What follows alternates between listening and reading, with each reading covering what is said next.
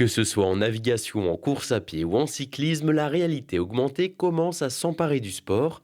En Isère, Micro OLED investit dans cette technologie. L'entreprise créée en 2007 à Grenoble est le second fournisseur mondial de micro-écrans et entend bien innover dans le secteur des lunettes de réalité augmentée. C'est tout simplement des lunettes qui vont vous donner les informations que vous avez sur votre montre ou sur votre téléphone. Donc on peut imaginer ça dans de nombreux types de sports. Mais il y a aussi des applications dans l'industrie avec des processus qui s'affichent dans vos lunettes pour vous aider dans le cadre de votre travail.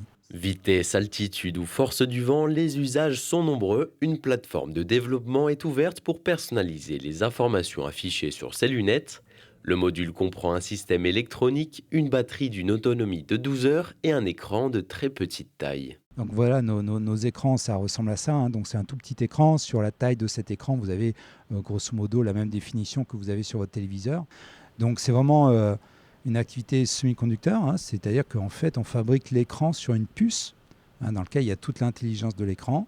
Et puis nous, notre savoir-faire, c'est développer les couches OLED, ces couches organiques qui vont émettre de la lumière pour que cette puce devienne un écran.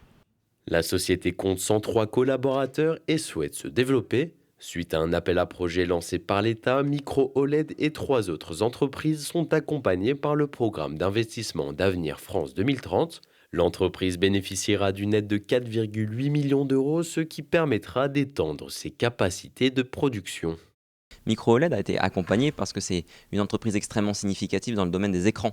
C'est un domaine qui est extrêmement porteur aujourd'hui dans le domaine de l'électronique. 97% des premiers fonds de France 2030 sur l'électronique vont en Isère, spécialement déjà pour le CEA, qui est à la base de cette innovation souvent, puis ensuite pour donner l'industrialisation sur place avec les usines soit qui sont en extension, soit qui sont en construction ou en préparation pour des entreprises comme Micro OLED. Avec sa récente levée de fonds de 21 millions d'euros, la société développe une nouvelle gamme de produits pour le secteur de la défense. Micro OLED est en pleine croissance et s'inscrit comme une entreprise majeure de l'électronique iséroise.